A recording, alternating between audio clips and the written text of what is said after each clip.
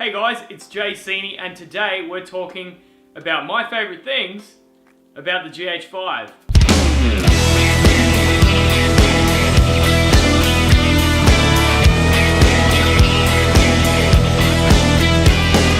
So before I went out and bought a new camera for filming, I made sure that I did a lot of research. I looked around across YouTube, across a lot of internet sites to see what the general consensus was and have a look at what the footage looked like across a number of different cameras around the price range of the GH5. And I found out for what I wanted to do, the GH5 was absolutely perfect, have everything that I needed. So these things are my favorite features on the GH5. Okay, so the first one is the fact that it shoots at a 4K resolution. Now this is super important because when you're out filming and you're out and things are moving really fast, sometimes you might not frame up the shot exactly as you want to frame it. But the advantage of shooting in 4K means that you can crop into a picture without using resolution when you're exporting it and delivering it at HD. Now this has happened so many times where I'll be shooting and we'll finish the video and there's a couple of shots that we need to tweak. Being able to crop in has been incredibly helpful in just nailing those shots 100%. Now the next thing that I really loved about the GH5, which I thought was a really important feature, was the fact that you could shoot up to 180 frames a second. Now when I'm shooting music videos and the like, I use a bunch of different frame rates. I shoot a lot of my regular story slow-mo in about 60 frames a second. I shoot a lot of stuff in 120. And I do use 180 every now and then. Something else that I really like is that it solves those frame rates in the camera. So if you shoot at 180, when you look at the footage, it automatically slows it down for you. So you can see what the finished product is gonna look like and you don't have to take it back to a computer and then slow it down just to see what it looks like. It does it in camera. So when you're in the field, that is so good. Now something else which a lot of people loved about this camera was the in-body stabilization. And it really is great. I usually shoot with 3 points of stabilization. I'll have the optical stabilization in the lens, I'll have the in-body in the camera, and I'll also shoot on a gimbal for extra stabilization. But there's so many times where I've been shooting out in the field and all you need is just the camera, because the in-body stabilization just works so well and you can get some incredibly smooth shots. So yes, a gimbal will help increase the smoothness, but this by itself has some great footage that is incredibly usable. Something else that I love is that it's really compact. Like, it's very small camera, but it's very powerful.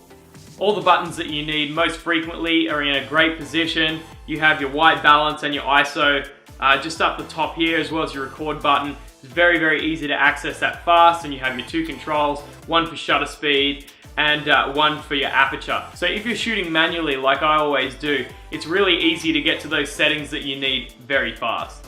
Even knowing it's a really small camera, there's so many things that you can do. You can put in a remote to trigger this camera in this. It has a port for the HDMI, you can put a USB in there, you can put headphones, you can plug a microphone in. It's really all you need for a run and gun setup. Something else that's really cool is the dual card slot. Now, there's a lot of different ways you can use this. You can get it to record the same thing to both cards as a redundancy. So in case one card screws up, you still have the footage on the other card, which is very handy if it's an absolute must get that footage. But what you can also do is you can have this recording endlessly. Record on one card, and then as soon as that's full, change instantly over to the other card. And the best thing is you can pop that first card out while you're still shooting and pop in another card. And you can continually do that forever until you run out of battery and get the one shot for however long your battery lasts. I have not had to use that feature yet, but I feel like that would be a very useful feature for some people. Okay, so one of the more nerdy components is the fact that it shoots with a really high bit rate. You can shoot all iframes up to 400 megabits a second, which is huge. It's a lot of data. So I hope you've got some spare hard drives. So a high bit rate means quality footage. It means there's going to be a lot of data in your footage, which is really important when you're editing and you're trying to pull certain things and certain colors out of your footage. If you have a lot of data in there, it's going to be a lot easier to do. So all in all, a great camera. There's so much good stuff that Panasonic have put into this camera. Now there's a couple of things which I'd like to talk about which I think that could be improved. It's really important to have a balanced view when you're looking at different cameras. It can't always be all good or all bad. You need to look at a few different things. So the first thing, a lot of people have complained about the autofocus. Not a big problem for me, I don't use it. I'm using manual focus all the time for videos, so not a big deal. But I can see how that could be a problem, especially if you're vlogging and you need to try and check focus all the time. Alright, the next one is the low light performance. Now, it's not great, it's not terrible, but it's not the best. I've noticed, especially when you start to crank up the ISO, you do get quite a bit of noise. So this is a camera that you do want to be shooting when you have a decent amount of light.